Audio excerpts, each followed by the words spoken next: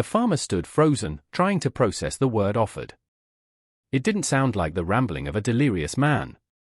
It sounded chosen. Precise. As if he had waited for someone, anyone, to hear it. The youngest farmer swallowed hard, forcing himself to speak. Offered, to who? The man didn't answer at first. His eyes flicked toward the tree line again, then shut tightly, as if he were bracing against something only he could feel. His hands clenched into fists, the tendon standing out sharply beneath the dirt-streaked skin. When he finally spoke, it wasn't to the men. It was to himself. "She told me to be still," he whispered. "Said the ground takes only what's given. Said it listens." The oldest farmer's face tightened.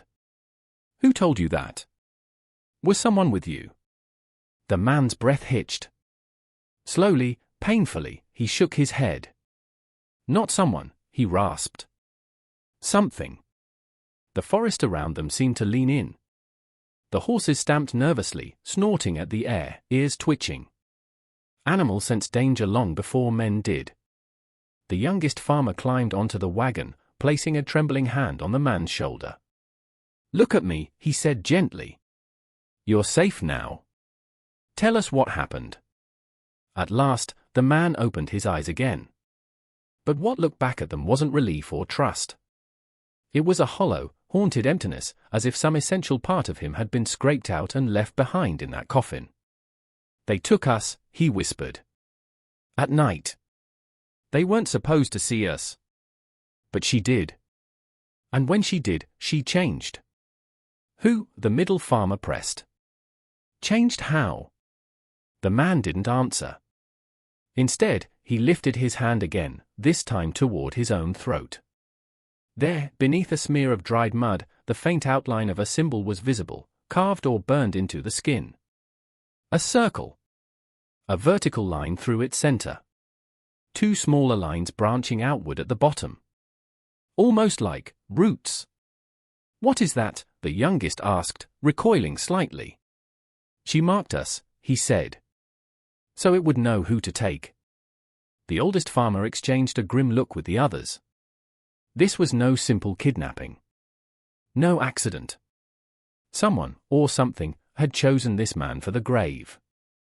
And possibly the strange, twisted bundle still lying inside it. Before any of them could ask more, the man suddenly jolted upright with terrifying strength, grabbing the oldest farmer by the wrist. His voice was no longer a whisper. "You shouldn't have opened the coffin," he said. "It wasn't done." The oldest farmer let out a startled cry as the man's fingers clamped around his wrist with unnatural force, far stronger than someone who had been buried alive should have possessed. His grip felt cold, not like the chill of early spring, but something deeper, something that didn't belong inside living flesh. The youngest farmer scrambled forward, trying to pull the man off, but the buried stranger didn't even seem to notice him. His eyes, wide and unblinking, locked onto the oldest farmer's face with a desperation that bordered on terror. "You opened it too soon," he hissed.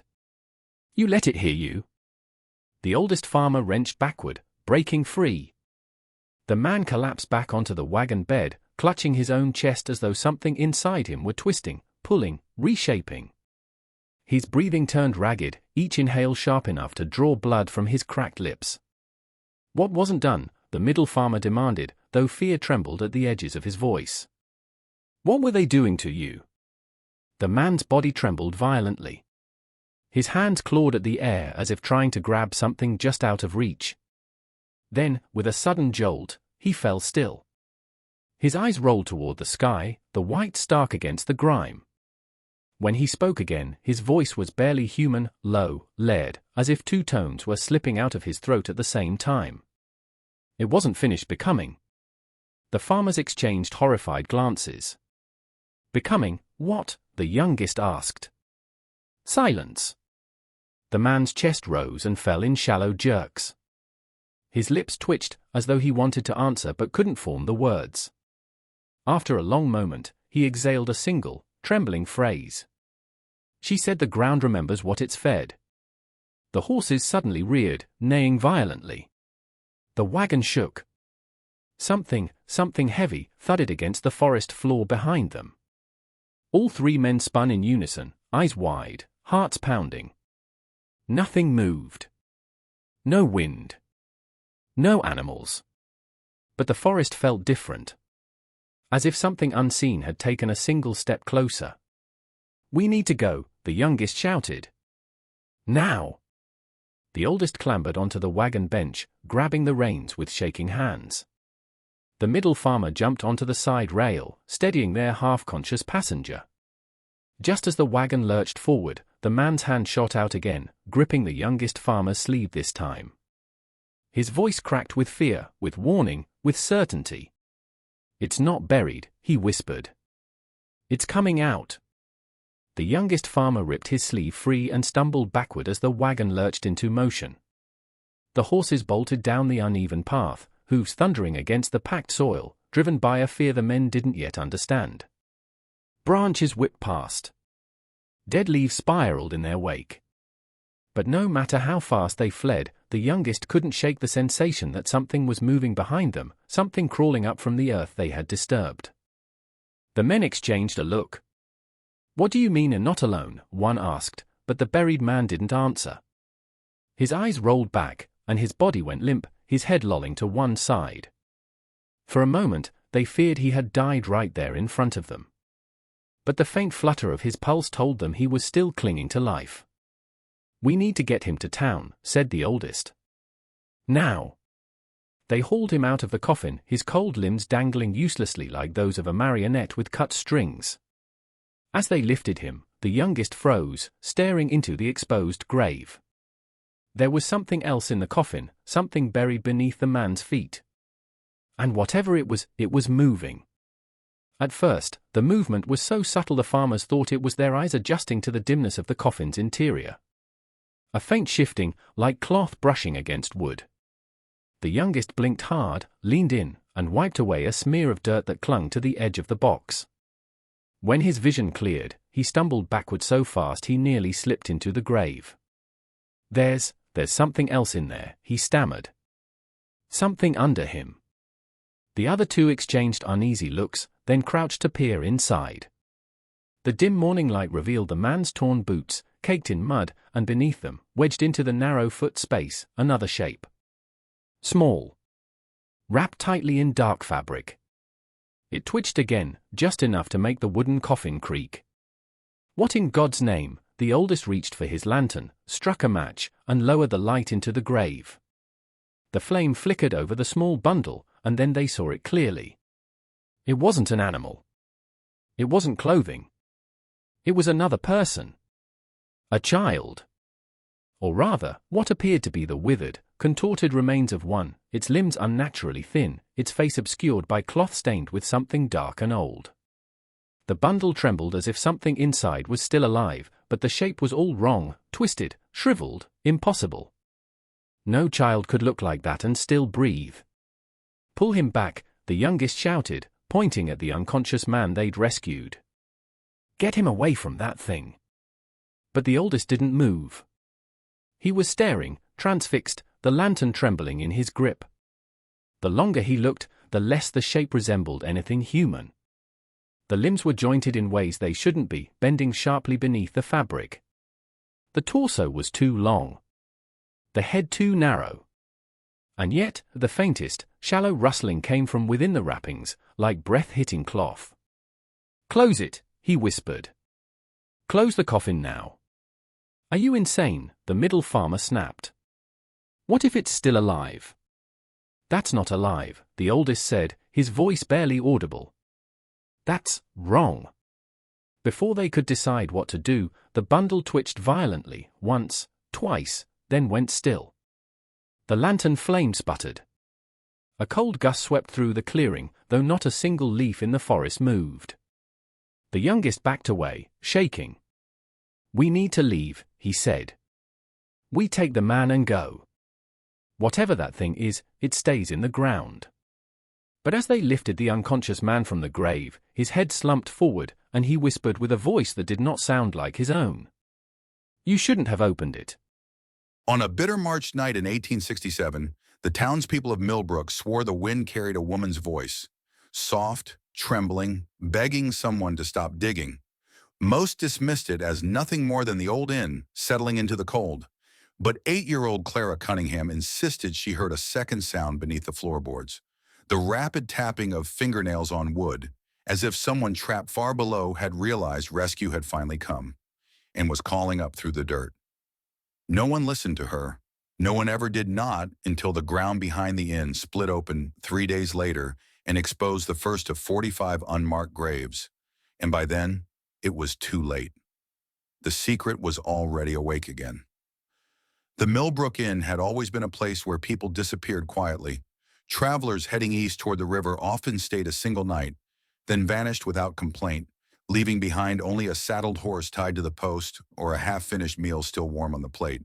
Suspicious, yes, but in a town built on superstition, secrecy, and the unnervingly polite smiles of the Cunningham sisters, no one dared question it. Not openly, not while the sisters lived, not while their mother's rules governed the land like scripture. Clara, the younger sister, had the gift, or the curse, of hearing what others refused to acknowledge. She felt the tremors beneath her feet each time her mother opened the cellar door. She smelled the metallic tang rising from the soil even when the windows were shut, and she sensed that the inn's foundation was shifting, groaning, breathing in ways wood and stone never should. At night, she pressed her ear to the floor and whispered apologies to the voices below. They answered her in muffled sobs. People later claimed those voices were nothing more than her imagination, warped by isolation and fear. Yet when the graves were unearthed and the truth clawed its way out of the rotting earth, every villager who had ever doubted her fell silent. Because the bodies were arranged in a pattern, deliberate, ritualistic, spiraling inward toward a single point beneath the inn center. And the grave at that center was unlike the others, smaller, older, bound with rope that had not decayed, as if the earth itself refused to release what was inside. They say the sisters never meant for the ground to open. They say the voices should have stayed buried. But history rarely protects the guilty, and the Cunningham sisters were guilty of far more than murder. Rourke hit the floor hard, palms sliding across dust and splintered wood as the unseen hands kept lifting him, not violently, but insistently, like obedient servants carrying out a long-awaited duty. He twisted, kicked, clawed at the boards, but the hands only adjusted their grip, guiding him toward the chair with unnerving patience. Their touch wasn't warm or human. It was cold, thin, papery, like handling the dead. He dug his fingers into a floorboard knot, holding on with everything he had. "Let go of me," he choked out. The hands hesitated. Not loosened. Not weakened. Just paused, as if waiting for approval. He heard the creature lean close behind him. A bending of air. A shifting of weight. Then the whisper returned, soft, steady, absolute. "Let go." Rourke's fingers slipped from the wood involuntarily, not because he obeyed, but because his muscles simply released him without permission. His own body betrayed him, as if it too had bent the knee to whatever ancient command threaded through that voice. He clawed again, fought again, only for his arms to ignore him, going slack for half a second, long enough for the hands to pull him upward onto his knees.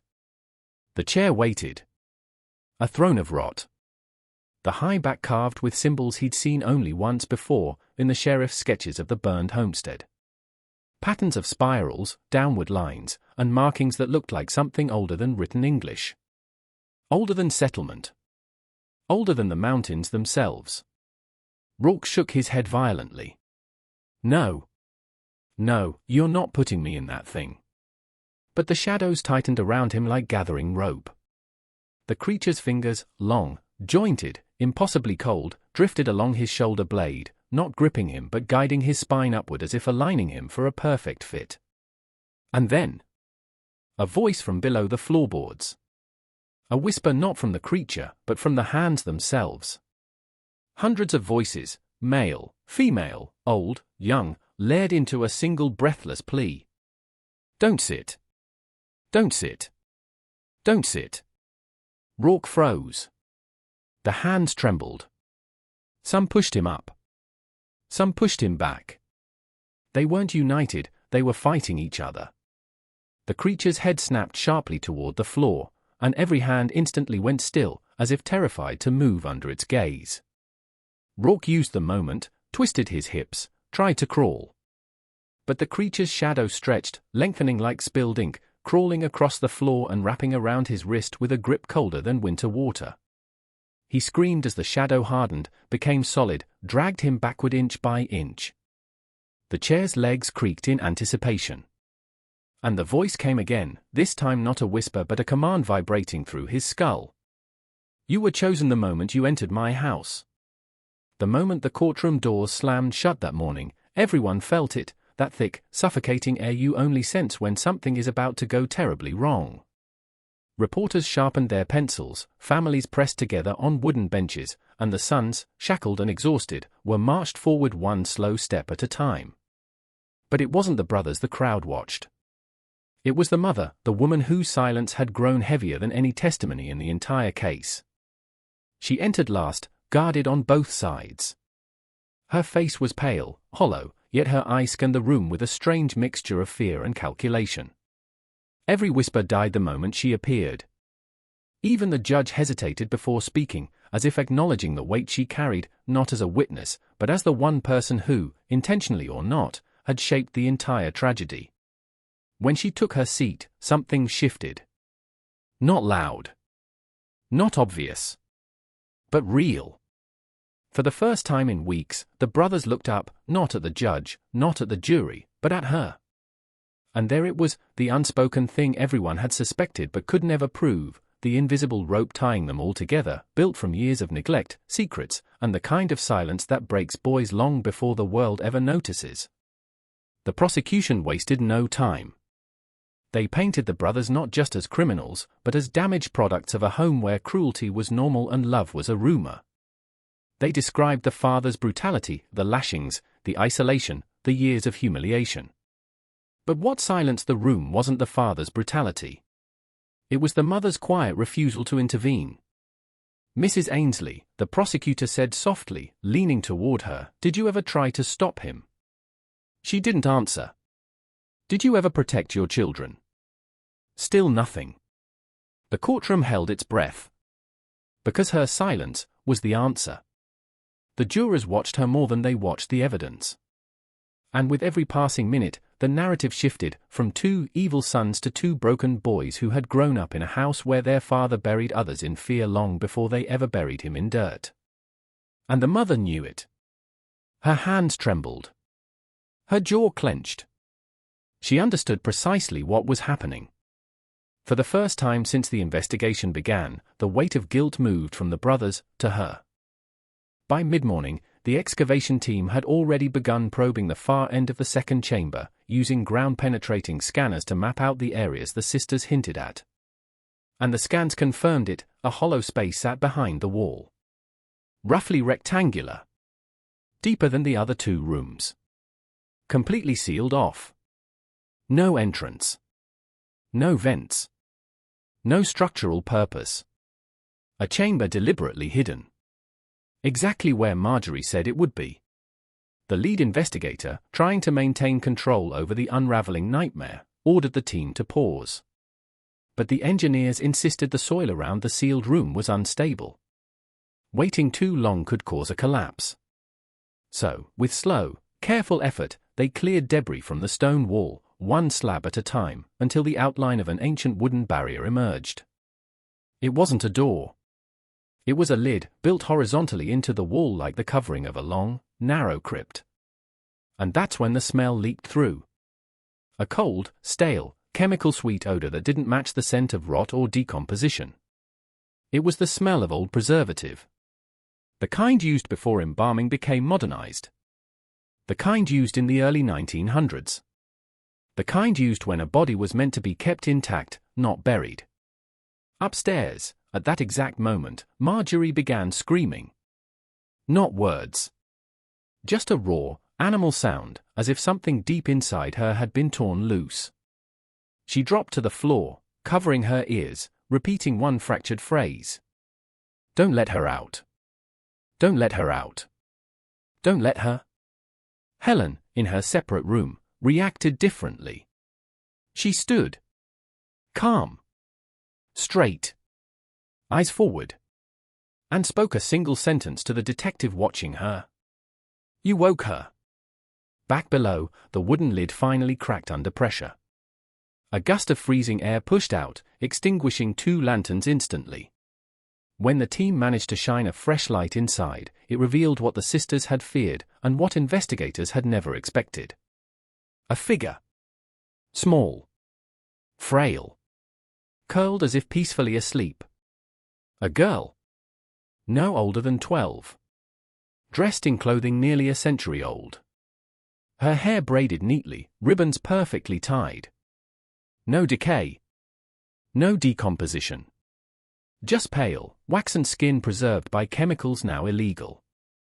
And carved above her resting place, etched deep into the chamber wall, were words that made the excavators recoil. "The first does not rot." The room fell silent. Because this wasn't a victim. This was a relic. A beginning.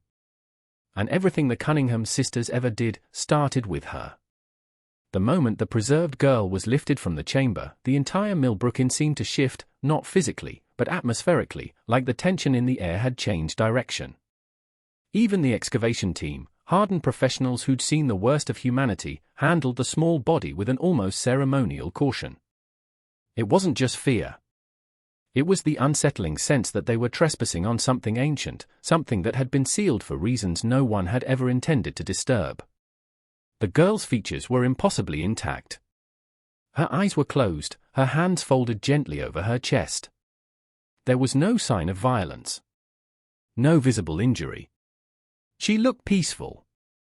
Preserved. Almost waiting. Upstairs, as the forensic unit transferred the body onto a gurney, Helen Cunningham pressed her palms against the interrogation table and whispered, "You shouldn't have moved her. The house will call the rest now." No one knew what that meant. But Marjorie did. Still trembling on the floor of her interrogation room, she lifted her head and said in a voice so soft the detective had to lean in to hear.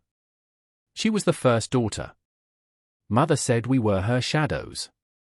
When detectives pushed her for more, she clamped her hands over her mouth, not to hide words, but as if trying to physically hold something inside herself. A memory. Or a command. Meanwhile, the investigation team turned its attention to the preserved girl's clothing. Though faded, her dress was hand-stitched with an unusual pattern, looping threads that circled around the collar and hem, identical to symbols found in the ledger. A matching pattern was carved into the wooden dolls in the basement room. But the most disturbing detail came when the medical examiner gently lifted the girl's braid to examine the nape of her neck. A number. Carved faintly into the skin. 1. Not inked. Not written. Carved. As if marking her place in a sequence. The examiner froze. Because downstairs, in the second chamber, the hooks along the wall were 20 in total. 11 had degraded fabric. 9 were bare. 20 places. 20 spaces. 1 filled. 19 waiting. Upstairs, Helen stared at the one-way mirror, as if she could sense their discovery through walls and floors. "It began with her," she said softly, almost lovingly. "And it was supposed to end with us." The detective swallowed. "Why end with you?" Helen smiled, small, tragic, resolute. "Because we were the last daughters the house accepted." And for the first time, her voice broke. The 3 men froze mid-step, their hands still gripping the limp body between them. The whisper was faint, barely more than a rasp, but it was unmistakably deliberate. And wrong. The tone was too steady, too controlled for someone half-conscious and suffocating minutes earlier. The youngest farmer swallowed hard. "He's awake," he whispered. But the man they were holding did not lift his head. His body hung loosely, dead weight in their arms. Only his lips had moved, and even now they were motionless again, smeared with dirt, cracked from struggling for air underground. The oldest leaned closer, listening for breathing. "Boy's not awake," he murmured. That weren't his voice. The three of them stood there in the cold March clearing, the open coffin behind them, the wrapped thing lying motionless inside, and the forest pressing in with a silence so complete it felt suffocating. None of them wanted to be the first to speak. Eventually, the middle farmer broke the tension with a shaky exhale. "We go," he said. "Now. Fast as we can." They lifted the buried man again and hurried toward the wagon path through the trees. The weight of him seemed to grow heavier with every step. Twice, the youngest stumbled, swearing that he felt the man's fingers twitch against his arm. The others insisted it was nerves, but their own voices betrayed uncertainty. Only when they reached the wagon did they dare pause. They laid the man across the wooden bed, his head lolling to one side. The oldest checked his pulse, still faint, but steady. Whatever voice had spoken in the clearing, it hadn't been followed by any signs of waking. "He needs a doctor," the middle farmer said. "In town. 20 minutes if the horses push hard." The youngest nodded, staring back at the path they had come from. Through the trees, he could just make out the mound of disturbed earth and the edge of the open coffin. The lantern still flickered weakly beside it. "Should we cover it?" he asked. "The grave?" The oldest, usually a practical man, shook his head firmly. "Not going near it again. That thing ain't our concern. Let the sheriff deal with it." He turned to climb onto the wagon bench, and then froze. Because the man they had rescued, the man who had been barely clinging to life moments ago, was now staring directly at him. Not with panic. Not with confusion. But with an expression that was eerily calm. As if he had been awake the entire time. For a long, terrible second, no one moved. The man's eyes, sunken, bloodshot, crusted with dirt, were fixed on the oldest farmer with an intensity that didn't belong to someone who had just clawed his way back from the edge of death. They were too focused. Too knowing. The youngest farmer felt his breath catch in his chest. He's awake," he whispered. But the man didn't blink. Didn't breathe noticeably. Didn't even shift his body. Only those eyes tracked them with quiet, unsettling awareness. The oldest cleared his throat, trying to sound steady. "Can you hear us?" he asked. The man's lips parted slightly, as if about to speak. But no sound came out. Instead, his gaze drifted past the farmers, toward the forest path behind them. The direction of the open coffin. His pupils constricted, almost like he was reacting to a sudden light, though nothing had changed. Then, very slowly, he raised one dirt-caked hand and pointed. Not at the men. Not at the wagon. At the woods. The youngest farmer spun around, but saw only trees standing silent and dark, their bare branches clawing at the sky. No movement. No wind. Nothing but the hollow stillness of early spring. He turned back to the man. "There's nothing there," he said, his voice cracking. The man blinked once, slow, deliberate.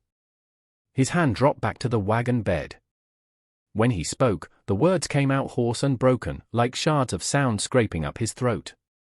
"Not the woods," he whispered. "The ground." All three farmers exchanged looks.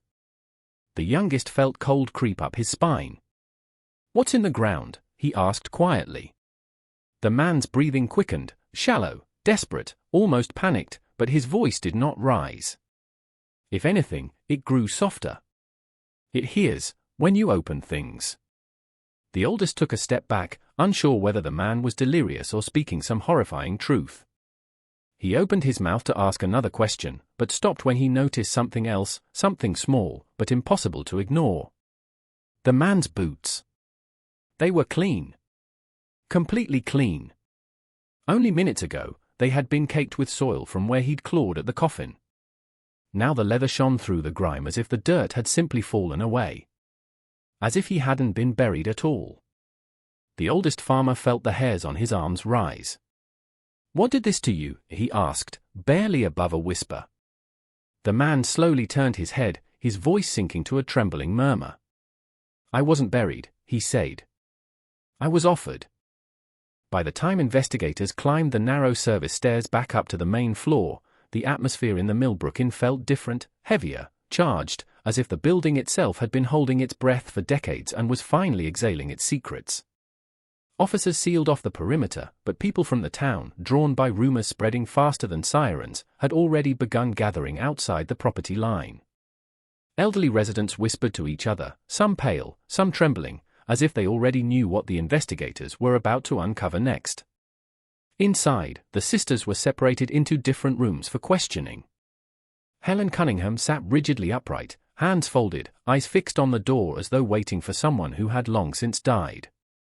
Her younger sister, Marjorie, rocked gently back and forth in her chair, humming an old tune that no one recognized.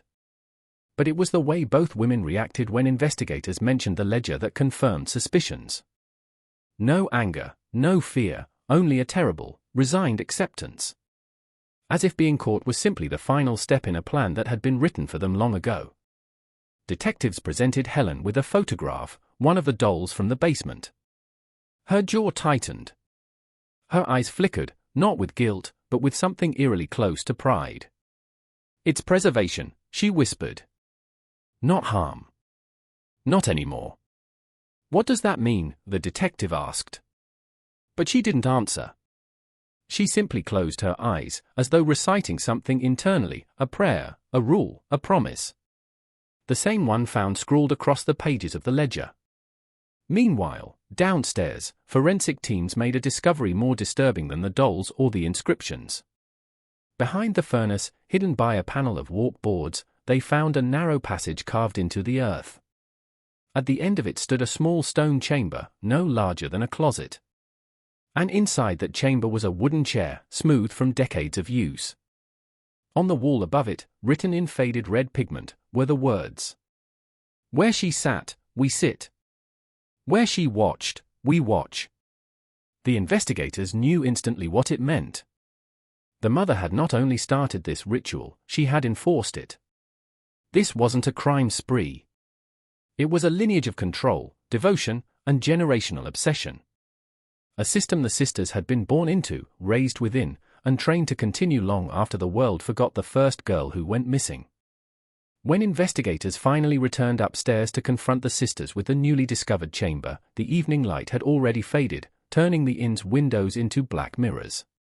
The building creaked with the shifting temperature, and for a moment it felt as if the house itself was listening. Watching. Waiting. The detectives entered the interrogation rooms one by one, but before they could ask a single question, Helen spoke first, in a calm, steady voice that didn't belong to someone cornered by decades of evidence. "You found her seat," she said. "Not the chamber, not the chair, not the writings. Her seat." The detective leaned forward. "Your mother's." Helen shook her head slowly. "No. Not just hers. All of them. Everyone who came before." It was the first time she acknowledged something beyond the immediate family, the idea that the ritual had roots buried deeper than any document could explain. But it was her next words that chilled the room. "We were caretakers. That's all." In the adjacent room, Marjorie was unraveling in a different way. She pressed her palms against the metal table, tracing invisible shapes onto its surface, the same symbols found in the ledger. She whispered dates, initials, fragments of lullabies. But one phrase kept repeating, her voice trembling each time. "She watched us. She still watches us." When detectives asked who she meant, Marjorie didn't look at them. Her eyes drifted toward the ceiling, the walls, the corners, anywhere shadows pooled. At that exact moment, downstairs, a forensic tech called the lead investigator. They'd found something new in the chamber. Something small. Something old. A silver locket. Inside it was a photograph of 3 young girls, sisters, standing in front of the Millbrook Inn in the early 1940s. The one in the center was unmistakable, the Cunningham sisters' mother at age 9. But the girls on either side? They were never recorded in any census, any school registry, or any public document. No names. No traces. Nothing. It was as if they had been erased. And carved on the back of the locket, barely legible beneath rust and age, was a single phrase. The first one stay below. When investigators returned to the sisters, both women were eerily silent, as if they somehow knew what had been found. As if they had been waiting for this moment their entire lives. Rourke wasn't a superstitious man. 23 years in law enforcement had hardened him against ghost stories, folklore, and the kind of campfire nonsense locals in rural towns loved to pass around. But the longer he stood in that room, the more his instincts, the ones that had kept him alive through standoffs, hostage rescues, and knife-point drug raids, began to warn him of something he couldn't categorize on any police report. Something in this house wasn't observing him, it was studying him. His radio crackled. A burst of static, followed by a voice that wasn't his deputy's. Not male. Not female. Something stretched thin, like a whisper pulled too far across time. It said only one word, if it could be called a word at all: stay. Rourke's stomach tightened. He tapped the radio. Say again, dispatch. Silence. Then the chair creaked. Not from age. Not from settling wood. It creaked like weight had just shifted on it. Rourke raised his gun. If someone's here, identify yourself. His voice echoed, swallowed quickly by the stale air. No answer came, only the faint, rhythmic sound of breathing that didn't belong to him. It seemed to rise from beneath the floorboards, steady and slow, as though someone was lying directly under his boots. He stepped back. The breathing grew louder. Then it stopped. Rourke crouched and lifted a loose plank that looked disturbed. Beneath it, packed tightly into the dirt, he found something folded, like parchment. No, not parchment. Human skin, dried and brittle. Etched into its surface was a crude drawing, the same chair, but with a dark figure seated in it, face obscured, arms stretched unnaturally long. Under it, written in frantic scratches, were the words, "IT doesn't sit alone." He dropped it instantly. His pulse hammered. Whatever was documented here, these were warnings, left by someone who had lived long enough to carve their terror into their own flesh before fleeing, or dying. Rourke forced himself to turn back toward the chair. For the first time, he noticed something he had missed, a faint, greasy handprint on the backrest. Long fingers. Too long. He stared at it until he realized the print wasn't old. It was fresh. Wet. The temperature dropped sharply. His breath fogged. Then, slowly, almost politely, the chair turned back toward him, on its own. Rourke staggered back, gripping his weapon, but his mind screamed the truth he didn't want to accept. Whatever sat in that chair never left. Rourke's instincts were no longer whispering, they were roaring. Every nerve in his body told him to back out of the cabin and call for backup, to get as far from this cursed room as possible. Yet some deeper pull, something sharper than curiosity, kept him rooted in place. It wasn't bravery. It was the unsettling feeling that if he turned his back, the thing in the chair would finally stand up. He took a slow breath and forced his flashlight beam across the floor. Dust swirled in the air like drifting ash, forming shapes that dissolved before he could fully comprehend them. His beam crawled up the legs of the chair, across the seat, then lingered on the backrest. The handprint was still there, still wet, still glistening. The wood around it looked swollen, as though whatever had touched it burned the moisture from the air. The chair creaked again. Rourke raised his weapon higher. "I'm warning you," he said, though his voice cracked, betraying his fear. "Show yourself." For a moment, the room held stillness like a breath about to be released. Then, another sound. Not from the chair. From the corner. A soft tapping, rhythmic, too deliberate to be random. Tap. Tap. Tap. Like fingernails tapping the floor. Rourke swung his flashlight toward it, illuminating only a collapsed dresser, a torn sheet, and rotting floorboards. The tapping continued. He edged closer, each step slow and cautious. Then the sound changed, shifting into a dragging scrape. Something pulled across the boards. Something close. Something small. Rourke aimed his light lower and froze. A child's shoe. Old. Mud-stained. Still tied neatly. He bent to pick it up, but the moment his fingers brushed it, a violent image slashed through his mind, brief, like a lightning strike, a small body being dragged backward across the floor, screaming, nails carving deep trenches into the wood. The scream cut off abruptly, and Rourke jerked upright, gasping, dropping the shoe. The cabin went silent. Then something whispered behind him. He spun. Nothing. Just the chair. But now there was something new, something resting on the seat. Something that had not been there before. A folded note. Fresh, white paper, untouched by dust. Rourke approached slowly, heart pounding, and opened it. 5 words. Written in shaky, terrified handwriting. I saw it stand up. The ink was smeared. By tears. Or blood. Rourke's breath caught. Someone had been here recently, very recently, and whatever they saw. They didn't survive long enough to finish the warning.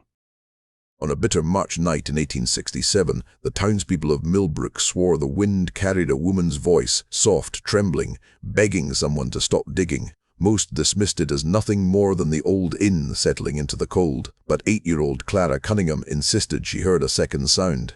Beneath the floorboards, the rapid tapping of fingernails on wood, as if someone trapped far below had realized rescue had finally come, and was calling up through the dirt. No one listened to her. No one ever did. Not until the ground behind the inn split open 3 days later and exposed the first of 45 unmarked graves. And by then, it was too late. The secret was already awake again.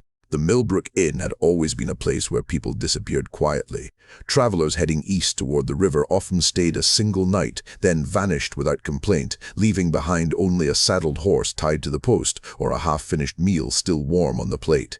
Suspicious, yes, but in a town built on superstition, secrecy, and the unnervingly polite smiles of the Cunningham sisters, no one dared question it. Not openly, not while the sisters lived, not while their mother's rules governed the land like scripture. Clara, the younger sister, had the gift, or the curse, of hearing what others refused to acknowledge. She felt the tremors beneath her feet each time her mother opened the cellar door. She smelled the metallic tang rising from the soil even when the windows were shut, and she sensed that the inn's foundation was shifting, groaning, breathing in ways wood and stone never should. At night, she pressed her ear to the floor and whispered apologies to the voices below. They answered her in muffled sobs. People later claimed those voices were nothing more than her imagination, warped by isolation and fear. Yet when the graves were unearthed and the truth clawed its way out of the rotting earth, every villager who had ever doubted her fell silent. Because the bodies were arranged in a pattern, deliberate, ritualistic, spiraling inward toward a single point beneath the inn's center. And the grave at that center was unlike the others, smaller, older, bound with rope that had not decayed. Every villager who had ever doubted her fell silent. Because the bodies were arranged in a pattern, deliberate, ritualistic, spiraling inward toward a single point beneath the inn's center. And the grave at that center was unlike the others, smaller, older, bound with rope that had not decayed, as if the earth itself refused to release what was inside. They say the sisters never meant for the ground to open. They say the voices should have stayed buried, but history rarely protects the guilty, and the Cunningham sisters were guilty of far more than murder. They later swore the forest itself felt wrong that morning, too still, too silent, as if even the birds sensed something buried beneath the soil. The air carried a damp, metallic odor that clung to the back of the throat, and the ground, though touched by a warm March sun, felt unnaturally cold under their boots. These weren't men who scared easily. They were farmers, hardened by winters that split their hands and summers that bent their backs. But something about the sound, those faint, desperate scrabbling noises, made all three freeze mid-stride. At first, they thought it was an injured animal trapped underground. They even argued about it. One insisted it sounded like a dog clawing at dirt. Another said it was too slow, too human. The third, the oldest, refused to say anything at all. He kept staring at the hillside, at that patch of fresh, unsettled earth, as though it was staring back at him. When the sound came again, louder this time, unmistakably human, the men felt their chest tighten. Not because they feared what was buried, but because they feared who. This part of Clearfield County was no stranger to strange disappearances. People wandered off, never returned, and were spoken of in whispers for a few weeks before the forest reclaimed their names. but no one had ever considered the possibility that someone might still be alive beneath the ground. They approached slowly, shovels in hand, the way someone might approach a grave they never intended to open. Their boots sank into the soft soil, and with each step, the sound grew more frantic. Weak, broken scratching followed by muffled, hoarse attempts at screaming. The dirt trembled. Something beneath the surface was trying to move. One of the men dropped to his knees and pressed his ear to the earth. The blood drained from his face. "He's alive," he whispered. "God help us, someone buried him alive."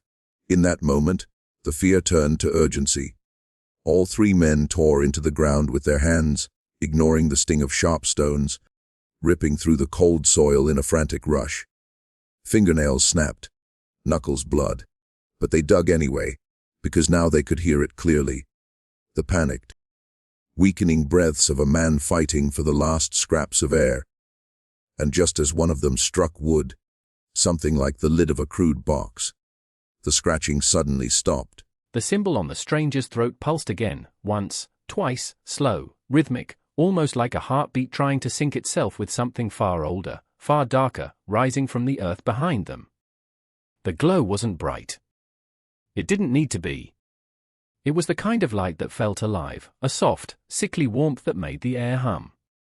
The youngest farmer recoiled. "What is that? What does it mean?" The stranger didn't answer immediately. His hands trembled, not from fear, but from something deeper, like a man remembering a nightmare he once convinced himself wasn't real. When he finally spoke, the words came out low, ragged, forced through a tightening throat. "It means I belong to them." The oldest farmer snapped his head toward him. "Them? Who is he, them?" The forest answered first. Not with a voice. With a shift. A ripple moved through the trees in all directions, as if the branches themselves leaned in, listening. Dry leaves whispered overhead, though there was no wind. The horses stumbled for a breath, terrified beyond sense, then lunged forward again in a burst of pure survival. Behind them, the creature took its first step. It wasn't fast. It didn't need to be. Its movements were halting, jerky, like a corpse remembering how to use the body it stole. But every lurch forward carried impossible distance, an unnatural glide between each twitching stride. The fabric draped over it fluttered with each motion, revealing glimpses of twisted limbs and pallid, half-formed skin that clung too tightly to bone. "I was raised at the inn," the stranger forced out. But not as a guest. Not like the men they welcomed.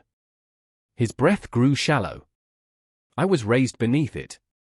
The middle farmer froze. "Beneath? What do you mean beneath?" The mark burned brighter. The stranger winced. "There are rooms under Millbrook Inn no traveler ever saw. Rooms carved long before the Cunningham family arrived. Before Kentucky had a name. Before any of us were meant to be here." He swallowed hard, jaw shaking. "People think the sisters killed for money. But money was only the sweetener. The real purpose was older." The youngest farmer leaned closer, voice trembling. "Older than what?" A second tremor rolled under the wagon wheels. Another pulse from the mark. "Older than the road," the stranger whispered. "Older than the settlers." He turned his head, eyes filled with dread. "Older than the graves they dug." The creature's shadow stretched across the ground behind them, longer than a man, longer than a horse, reaching like a hungry arm toward the fleeing wagon.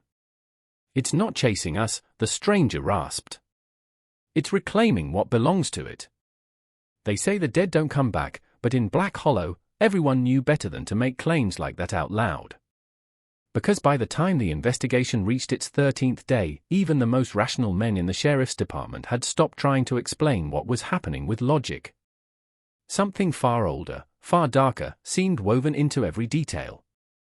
Every testimony contradicted the next. Every clue led somewhere impossible. And yet, every thread, every whisper, every shadow pointed back to the same dreadful truth: someone, or something, inside the cabin had been waiting long before the victim ever entered it. Detective Rourke stood alone in the middle of the crime scene, the floorboards groaning under his weight.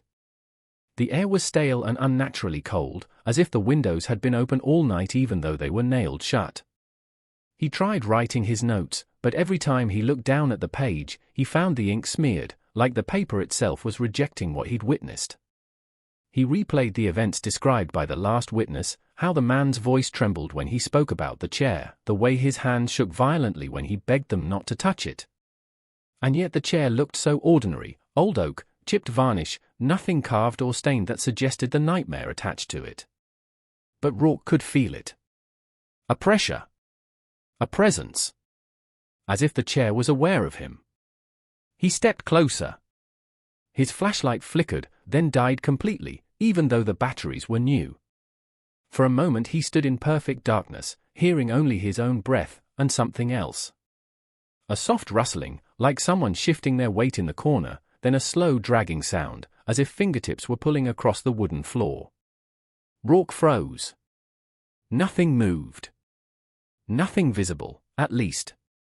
He turned the flashlight back on. The chair now faced the opposite direction. Rourke swallowed hard. He didn't touch it. Not yet. Instead he paced the room, forcing himself to examine every detail. The claw marks on the inside of the door frame. The faint outline of a hand burned into the wall. The trail of dirt leading from the doorway straight to the chair, stopping just inches before it, as if the victim had crawled desperately toward whatever sat in it, begging for help, before realizing the truth too late. Whatever happened here, it didn't start with the victim. It started with the chair. He climbed onto the wagon, chest heaving, eyes fixed on the forest they were leaving behind. Nothing chased them. Nothing appeared between the trees. Yet the sense of being followed grew heavier, pressing against the air like a gathering storm. The man they had rescued lay flat on his back now, staring straight upward, his eyes wide and unblinking. The middle farmer knelt beside him. "What's coming out?" he demanded. "Tell us what's in that coffin." But the man didn't look at him. Didn't even blink. His lips moved stiffly, as though his jaw was struggling to remember how to work. "It wasn't meant to move yet," he murmured. It still needed him. Needed who? The middle farmer barked. At that the man slowly turned his head, so slowly it looked painful. His pupils contracted. "Me."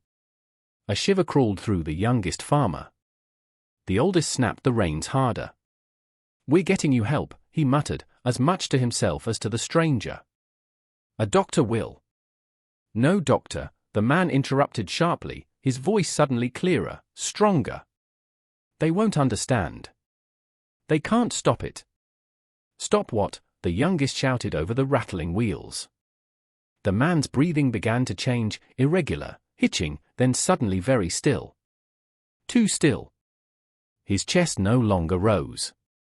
His eyes didn't blink. But he wasn't unconscious. He was listening. His head tilted slightly, like a deer catching a faint echo. And then he whispered. It followed the sound. The wagon hit a rut, bouncing violently. The farmers grabbed the railing to steady themselves, but the man didn't move an inch. He remained perfectly rigid, his gaze locked on something above the trees behind them. Something none of them could see. "What sound?" the oldest asked, voice cracking. "What did it hear?" The man's lips curled back, not into a smile but into something like fear trying to escape. "When you opened the box," he said, "it woke hungry." A chill ripped through all three men. The forest behind them groaned. Not from wind. From weight. Something large was moving beneath the soil. The sound rose from the earth like a deep, dragging exhale, so low it could have been mistaken for distant thunder, if not for the way it vibrated through the wagon wheels and into the farmer's bones. The horses whinnied in panic, nearly bucking against the reins. The oldest farmer fought to control them, his jaw clenched tight. "Hold steady," he shouted, though his voice trembled. But there was no steadying them. Animals knew when something was wrong with the ground itself. They felt the shift before human senses caught up. The youngest farmer turned again toward the forest. He didn't see anything, but he felt it. A pressure beneath the soil. A ripple. As though something enormous was pushing upward, fighting its way through layers of roots and rock. "God help us," he whispered. The man on the wagon bed suddenly gasped, a sharp, unnatural inhale that lifted his chest in one jerk. His fingers curled. His spine arched as though pulled by invisible hooks. The middle farmer grabbed his shoulders, trying to keep him still, but the man's body shook violently. "What's happening to him?" the middle farmer cried. The stranger's eyes rolled back. His throat strained. And then, his voice changed again. "It's waking," he said, the words layered, distorted, carrying a tone that did not belong to a human throat. The middle farmer recoiled. "What is that thing in the coffin?" The man's head snapped toward him, almost breaking with the force of the motion. "That wasn't a coffin," he rasped. "It was a cradle." The youngest felt his stomach drop. For what?" The man didn't answer directly. Instead, he pointed weakly at his own chest. The faint lines of the symbol, circle, downward roots, seemed darker now, almost pulsing. "It needs a body," he whispered. "One alive, one marked." The farmers exchanged horrified looks. "You mean they were turning you into something?" the youngest asked. The man blinked slowly. A tear slid from the corner of his eye, not from sadness, but from pain. "They were letting it grow inside the earth," he said. "Feeding it with us. Piece by piece. Until it could stand." The ground behind them trembled again, longer this time, a rolling shiver that traveled beneath the wagon like a living thing. The oldest farmer snapped the reins. "We're almost to town. Hold on." But just as he said it, the wagon crested a small rise, and all three men saw it at once. The dirt back on the path they'd fled from was rising. Lifting. Forming the shape of something pushing up from beneath. At first, the rising mound of earth looked almost like a trick of the light, a shadow stretching wrong, a swell where none had been moments before. But then the soil buckled outward, splitting in a jagged line as clumps of dirt slid down its sides. Roots snapped like brittle bones. The forest floor heaved again, harder this time, sending a faint tremor traveling across the ground and up the wagon wheels. The horses screamed. Not whinnied. Screamed. They bolted faster, foam spraying from their mouths, their muscles bunching widely beneath their harnesses. The oldest farmer gripped the reins until his knuckles blanched, but he might as well have been holding onto a storm.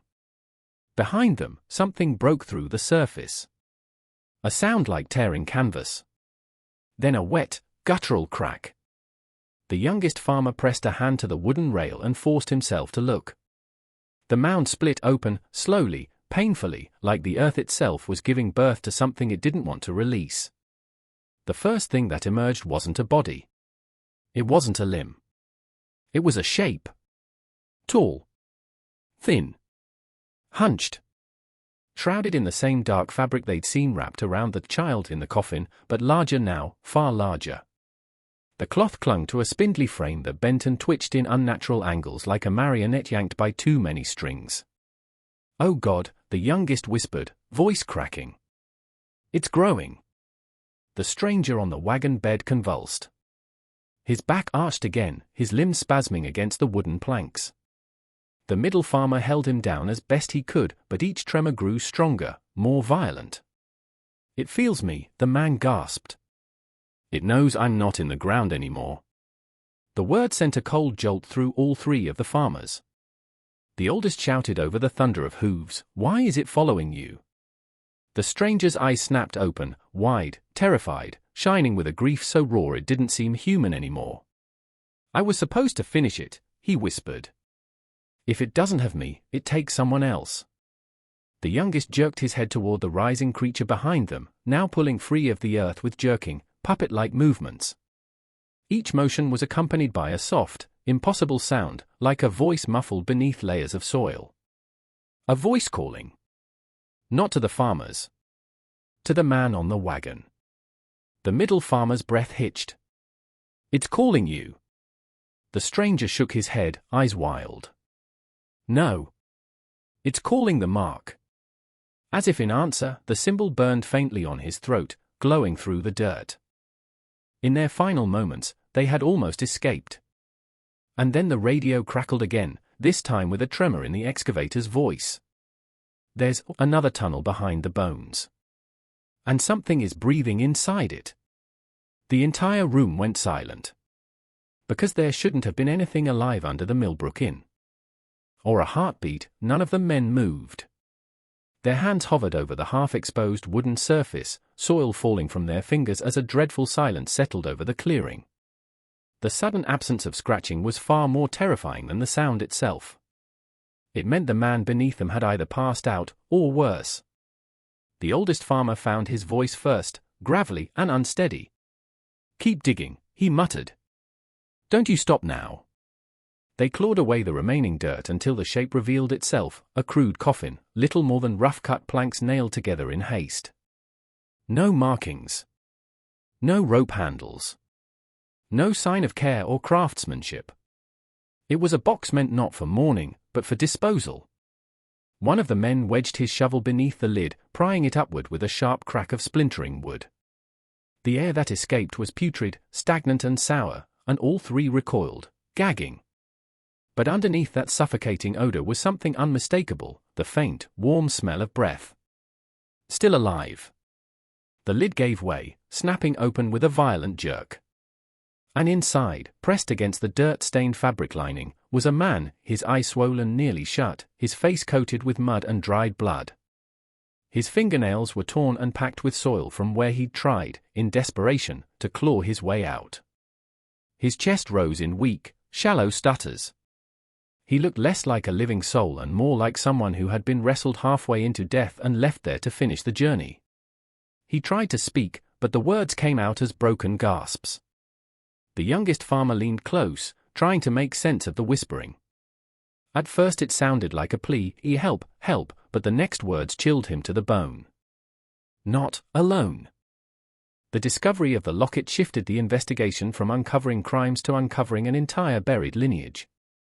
Detectives spread the photo across the table in front of Helen Cunningham, expecting denial, panic, anything resembling a normal human reaction. Instead, she leaned forward slowly, studying the image as though revisiting a memory she had rehearsed thousands of times. "These were the beginnings," she murmured. "Before the inn. Before Mother knew her purpose." It was the closest she had come to an admission, not of guilt, but of inheritance. As if she believed what they did wasn't a crime, but a responsibility handed down like a sacred task. When detectives pressed her for the identities of the other two girls, Helen's expression changed. Not fear. Not sorrow. Something like reverence. "They stayed," she whispered. "So that others could be taken." The room went cold. Meanwhile, downstairs, the forensic team continued excavating the narrow passage behind the furnace. That small stone chamber wasn't the end, it was just the first room of a larger hidden structure. Chipped rock and degraded wood revealed the faint outline of a second passage, this one older and carved directly into the earth long before the Cunningham family took over the inn. The deeper they went, the more they realized the foundation of the Millbrook Inn was built directly on top of something much older, a root cellar, a hideout, a ritual room, no one could say for sure. But the markings etched into the walls matched the same symbols Marjorie had been drawing on her interrogation table. Upstairs, Marjorie's mental state frayed further. She began counting, not aloud, but with her fingers, tapping her thumb to each knuckle in a repeated sequence. 11 taps. Pause. 11 taps again. Investigators noticed the pattern and searched the ledger. 11. The most frequently occurring number in the margins. 11 dates each decade. 11 dolls carved each cycle. 11 names missing from county records over the last 40 years. When a detective showed Marjorie the pattern, she smiled faintly, a smile far too peaceful for the horror surrounding her. "It has to be 11, she said softly. "Mother said the house won't rest otherwise." The house. Not the sisters. Not the family. The house. As if the Millbrook Inn itself demanded tribute. As if the building's foundation wasn't stone and timber, but bones and memory. By dawn, the Millbrook Inn had transformed from a crime scene into something closer to an archaeological dig. Lights, generators, cables, and evidence tents surrounded the building like a steel cocoon. But even with all the modern equipment, investigators felt primitive, like explorers stumbling into a place that had been waiting centuries for someone foolish enough to open it again. No matter how rational they tried to be, the same uneasy truth pressed at every mind on the property. This was not just a house. It was a system. At 6:14 a.m., a structural engineer followed the excavation team into the newly exposed second tunnel. The air was colder there, unnaturally so, as though the earth itself was breathing out memories that had been trapped too long.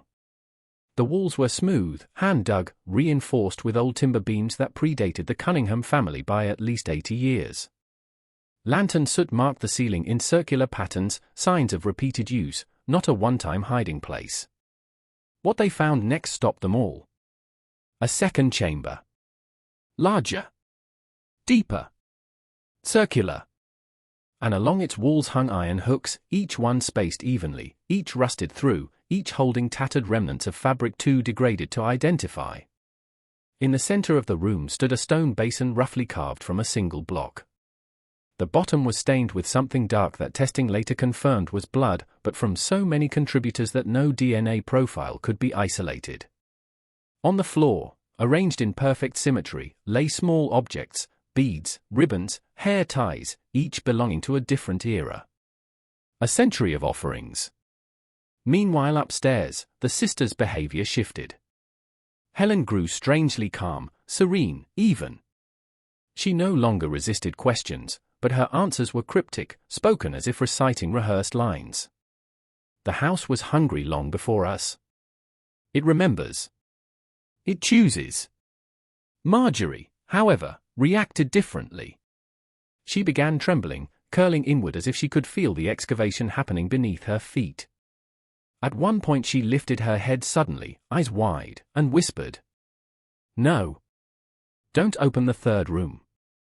Please don't open the third room." But no one in the investigation had mentioned a third room. When asked how she knew, Marjorie only stared at the floor and said, "Because Mother said if the third room wakes, everything wakes." Investigators froze. Because if there was a third chamber, it would align perfectly with the architectural gaps the engineers had flagged in the oldest blueprints. A sealed space. Never accessed. Never disturbed. And possibly holding the answers, or the origins, behind more than half a century of disappearances. Once the meaning of the number carved into the preserved girl's neck settled over the team like a cold fog, investigators began searching for records, anything that could link her to a missing person case from the early 20th century. But every archive came up empty. It was as if she had been born, lived, and died entirely within the walls of the Millbrook Inn. A child with no origin. A ghost with no footprint. Down in the makeshift evidence tent, the medical examiner noted another detail, the girl's hands. Though folded neatly, her fingers showed faint abrasions, as if she had held onto something tightly in her final moments. When they gently pried her hands apart, a sliver of darkened paper, more dust than material, fell out. Whatever message it once held had long since disintegrated. Yet the mere fact that she had died clutching a note changed the tone of the entire investigation. She hadn't been placed in the chamber post-mortem. She had been prepared, preserved, positioned. The first of 20. A template. And someone, maybe generations of someones, had continued her lineage of silence. Back inside the inn, Marjorie's breakdown escalated from trembling whispers to full-blown panic. She clawed at her own arms, repeating a single sentence over and over. She wasn't supposed to wake alone. She wasn't supposed to wake alone. The on-site psychologist tried to calm her, but Marjorie's eyes were unfocused, staring at something no one else could see. She began counting again, 11 taps, pause, 11 taps, pause, her fingers beating against her palms like a metronome marking a ritual rhythm. In the next room, Helen had gone eerily quiet. She sat motionless, staring at the wall as if expecting someone to walk through it. When the detective asked her who the preserved girl really was, Helen finally answered, but in a way that only deepened the horror. She was the first to be kept whole. The one mother said the house chose. We were only meant to follow her shape. Not replace her. Never replace her. The detective frowned. Follow her shape? Helen nodded once, slowly. 20 daughters. 20 generations. Each one taken, prepared, preserved. Each one placed below. But the first, her voice faltered. The first was not meant to be disturbed. She was the anchor. Anchor for what? The detective asked. Helen lifted her eyes. They were wet now, not with fear, but grief. For the others, she whispered. The ones you haven't found yet. Downstairs, a radio crackled with frantic noise. The excavation team had opened another cavity. And this one wasn't empty. The radio burst through the investigators' headsets with static so sharp it made everyone flinch. Voices overlapped, urgent, breathless, on the edge of panic. The excavation lead repeated the same phrase 3 times before anyone understood him. We found another chamber, but this one isn't like the others. Within minutes, the team descended into the bowels of the inn again, flashlights cutting through the cold, stale air.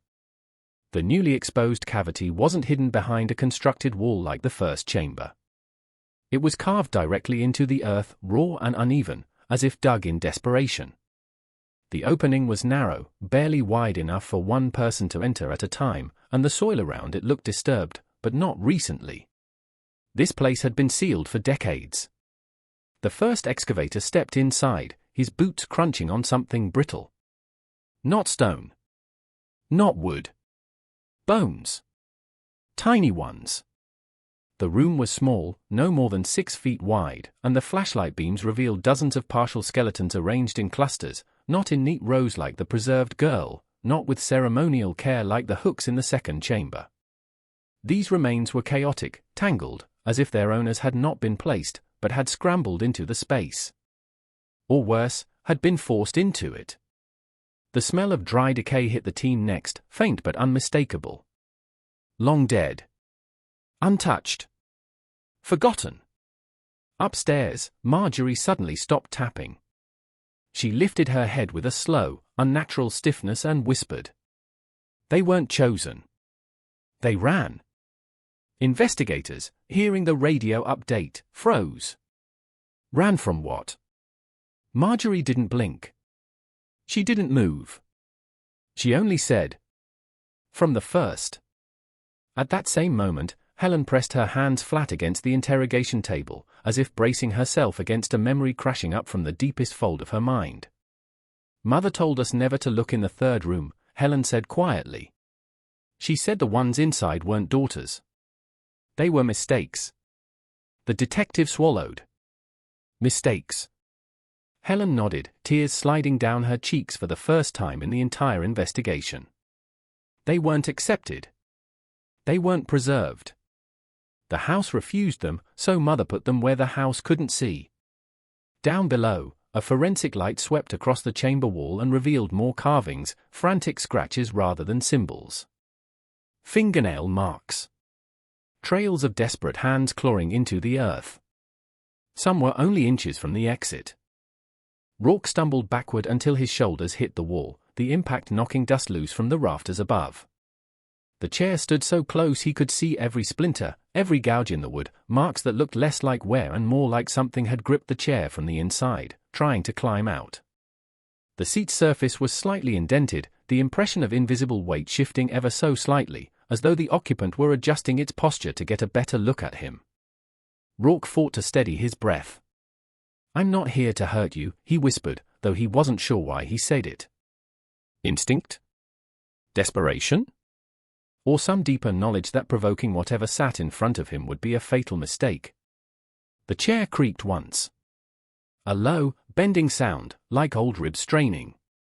Rourke slowly moved his flashlight. The beam crawled along the floor, over the chair legs, and froze. A shadow. Not his. A second shadow stretched long and thin behind the chair, distorted, limbs too extended to be human. It wavered on the floorboards like heat ripples, as if whatever cast it did not fully exist in this world. Then, two more shadows joined it. One small, child-sized, bare feet. The other crawling, dragging itself forward with long, splayed fingers. Rourke's throat tightened. He aimed his flashlight toward where the shadows should have bodies, nothing. Only empty space. The shadows remained, moving independently of anything visible. His radio crackled again. This time, the voice was clear. A child's voice. Soft. Trembling. Don't sit down. Rourke froze. The voice continued, whispering with a horror far older than the child who spoke it. It wants you to. That's how it starts. Rourke swallowed hard, adrenaline spiking. Who are you? He whispered. A pause. Then another voice, older, broken, layered like multiple people speaking from the same mouth, answered. We are what's left. The flashlight flickered violently. The room dimmed, corner by corner, until only the space around the chair remained illuminated. The shadows shifted again, rising higher, as though the invisible figures were standing. Rourke forced himself to stay focused. He took a slow step sideways, toward the door. The shadows followed. A low rumble shook the floor. The boards beneath the chair began to warp, bowing upward as if something massive were pushing from below. Dust poured from a widening crack. Rourke watched in horror as a hand, long, bent, with too many joints, pressed up from under the floorboards. Not reaching for him. Reaching for the chair. The chair rocked forward, welcoming the touch like an old friend. Rourke realized the truth with brutal clarity. The chair wasn't cursed. It was claimed. And whatever claimed it was coming back up. Rourke staggered away from the rising hand, his boots scraping desperately across the warped floorboards. Every instinct, every survival impulse, screamed at him to run, but some deeper, primitive terror held him frozen, forcing him to witness what should have been impossible. The long, jointed fingers curled around the chair leg like they had done it 1,000 times before, gripping the wood with a familiarity that made Rourke's stomach lurch. The chair responded. Not passively, eagerly. It leaned toward the reaching hand in a slow, almost affectionate motion, as if greeting a returning master. The floorboards groaned as the unseen weight shifted, the entire cabin trembling like a living organism holding its breath. The hand tightened its grip, and another limb, an arm, impossibly thin and impossibly long, pushed through the crack, dragging itself upward. The boards splintered, bending as something enormous struggled to rise from beneath the house. Rourke's breath came out in short, panic bursts. His gun felt useless, small and ridiculous in the face of this thing climbing into the world. But training instinct kicked in, he steadied his aim anyway, even though his hands shook violently. Stay back, he shouted, but his voice cracked, betraying the terror surging through him. The shadows on the floor trembled in response. The child-sized one pressed itself flat, as if recoiling. The longer one crawled backward, clawing at the boards. But the third, the tall, distorted shadow, grew taller, stretching upward until its head brushed the ceiling. It stood over him without a body, without eyes, and yet Rourke felt its gaze. His radio crackled again.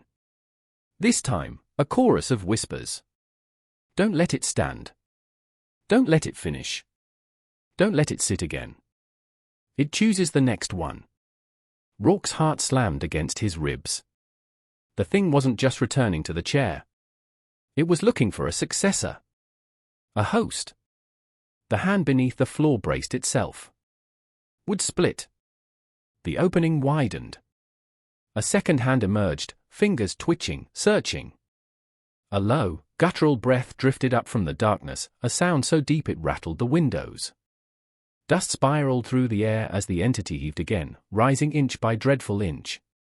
The chair rocked forward in anticipation. Then, a third hand emerged. This one smaller. Human. Pale.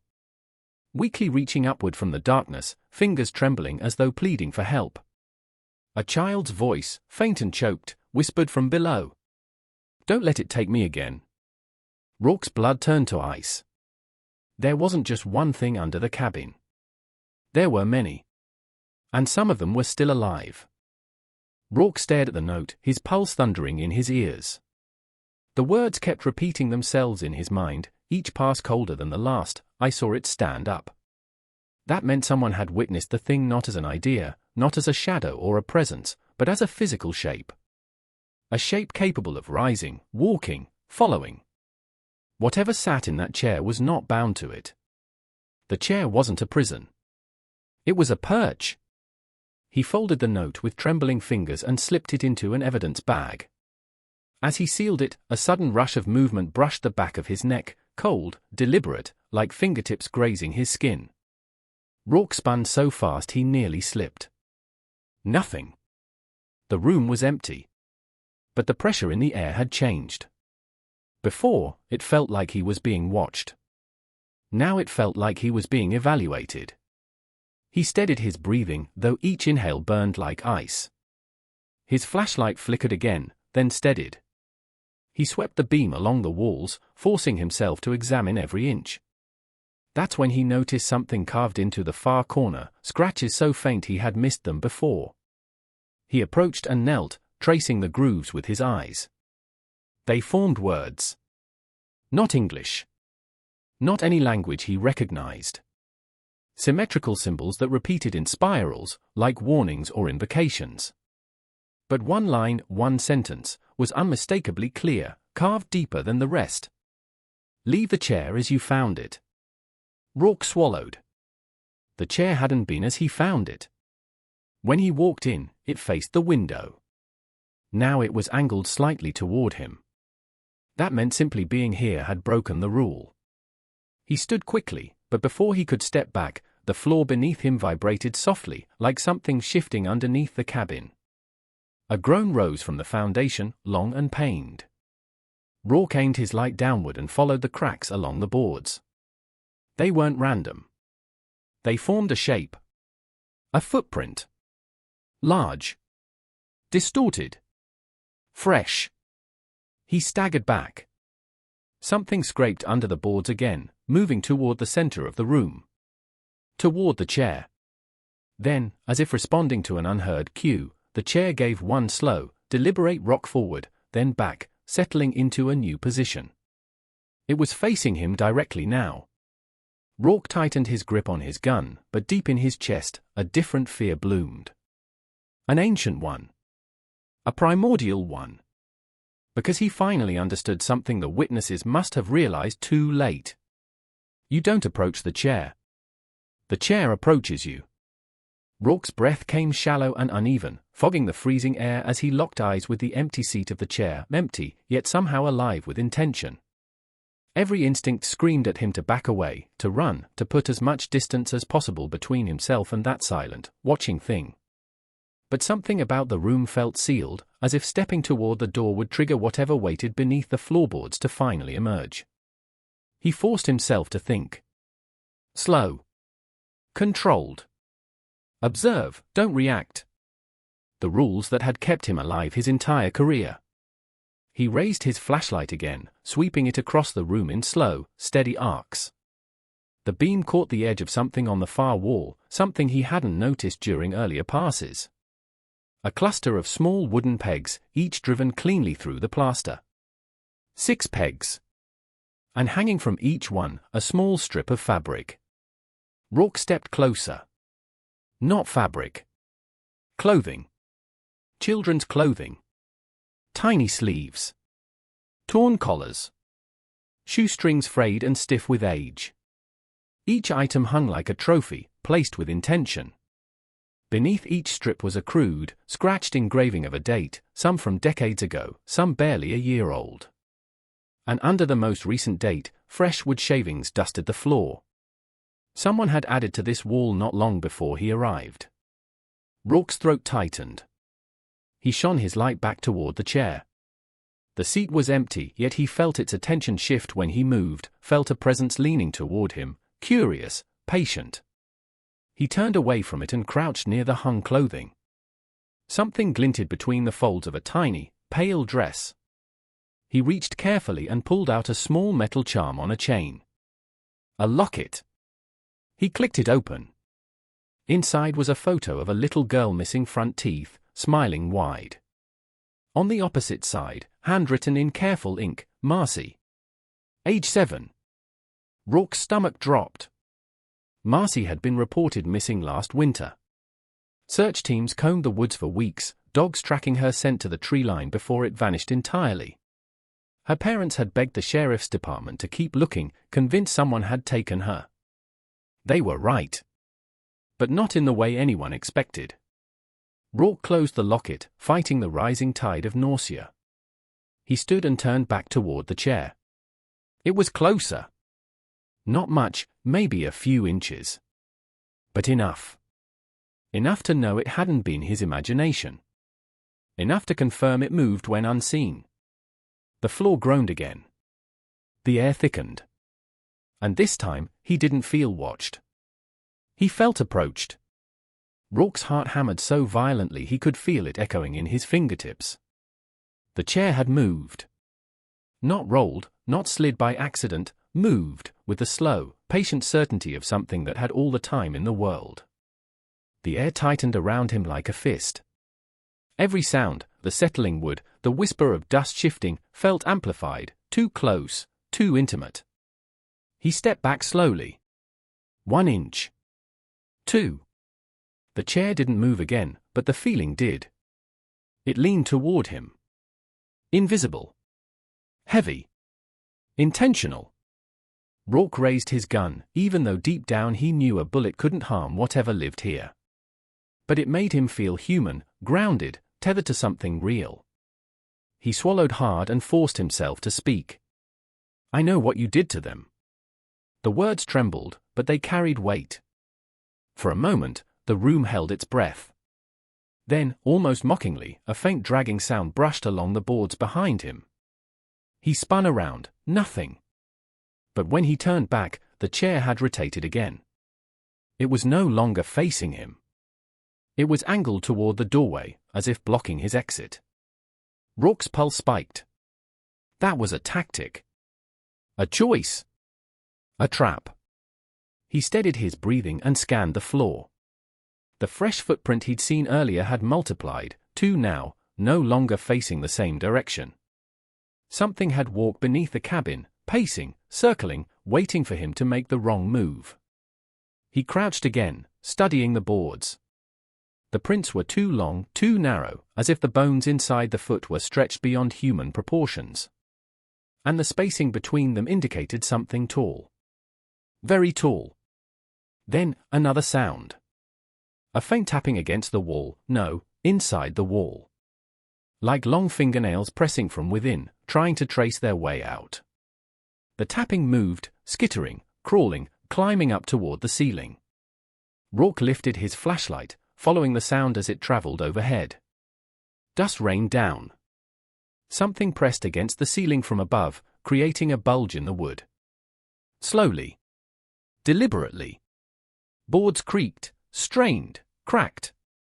Rourke stumbled back, gun aimed upward. Then. Dead silence. The pressure vanished. Not released, relocated. He heard it before he felt it, a slow, heavy breath exhaled directly behind him. The hairs on his neck rose. He turned, forced himself to turn, knowing he would see the chair. But the chair was no longer where it had been. It was inches from him. Close enough for him to see the faint imprint of something sitting there, something tall, thin, and watching him with a patience more terrifying than violence. Rourke finally understood. It didn't want him to run. It wanted him to stay. Rourke's entire body locked in place. 3 hands, one monstrous, one skeletal, one heartbreakingly human, reaching up from the same darkness. The floor vibrated beneath him, as though several bodies shifted and writhed below the cabin, trapped together in a space far too small, far too deep, far too wrong. The child's hand trembled the hardest, fingers flexing weakly toward the light, toward anyone who might pull them free. Rourke dropped to one knee without thinking. Instinct. Training. Humanity. Whatever it was, it overpowered fear for a single moment. He reached toward the small hand, desperate to grasp it. The monstrous hand snapped upward with violent speed. It wrapped around the child's wrist and yanked it back into the dark so hard the floorboards jumped. The child screamed, a sound so raw, so desperate, it cut through Rourke like a blade. Before he could react, the scream choked off instantly, swallowed by the thing below. No, no. Rourke slammed his hand onto the boards, ripping at the wood, trying to widen the crack, but the floor shifted beneath his palm. The boards healed, the way muscle closes are wound, sealing the opening, hiding the horror beneath as if nothing had happened. The chair stopped rocking. The shadows froze. The air grew still, thick, expectant. Rourke staggered to his feet, breathing hard, fury and grief boiling under his ribs. "Show yourself," he shouted, voice breaking. "Show yourself." The cabin responded. Not with a voice, but with movement. Every object in the room trembled, the dresser, the window frames, the peeling walls. Nails groaned. Plaster cracked. Dust rained from above as the cabin's skeleton shifted. Something enormous dragged itself sideways beneath the floor, circling him like a predator sizing up prey. And then, the chair turned. Not slowly this time. Not deliberately. It whipped around so violently it skidded across the floor, stopping inches from Rourke with a force that knocked the breath from his chest. The indentation on the seat deepened. Something unseen sat down. Rourke froze, his finger tightening on the trigger. For a brief, dreadful moment, the entire room fell into dead, suffocating silence. Then, a shape bled into existence. Not in the chair. Behind it. A towering silhouette, tall enough to bend under the ceiling, joints bending backward, limbs stretching too far.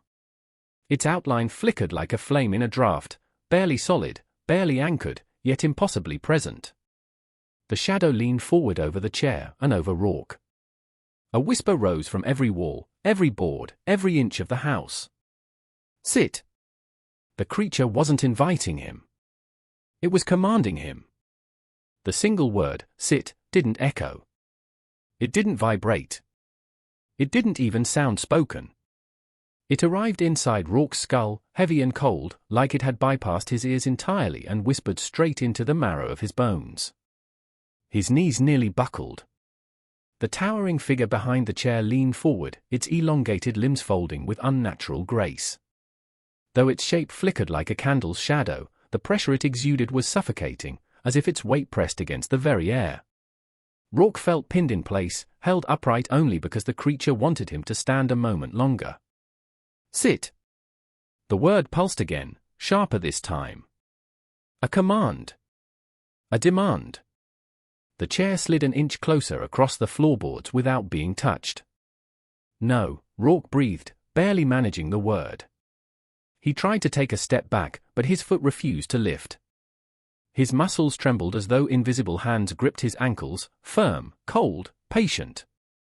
The chair inched closer. The floorboards beneath him thumped once, twice, like a heartbeat syncing with his own. The entire cabin seemed to breathe in, then exhale with a low, resonant groan. The shadows pulled long around him, funneling toward the chair as though drawn by gravity. Rourke forced himself to think, to break free of the paralyzing fog smothering his mind. The warnings echoed. "It chooses the next one. Don't let it sit again. Don't let it finish." His flashlight flickered. Once. Twice. Then died completely. Darkness smothered him. A total, consuming black.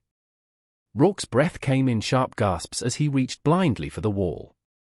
His fingers scraped something rough, carvings. Dozens of them. He traced a few by touch, handprints. Names. Numbers. Deep grooves from fingernails. The entire cabin, every wall, every board, was etched with desperate attempts to escape. Behind him, something massive straightened. He felt it. The way you feel a tall person rising in a small room, displacing the air. Then, a cold fingertip touched the back of his neck. Rourke recoiled violently, slamming into the wall. His gun shook in his hand as he fired blindly, 1, 2, 3 shots. Muzzle flashes illuminated the room in brief stuttering bursts. And in each flash, he saw it. A tall, skeletal figure looming behind the chair, head bent sideways at an impossible angle, watching him with hollow pits where eyes should have been. Each shot passed through its flickering form like smoke. The chair slammed into his shins. Rourke fell forward, toward the seat.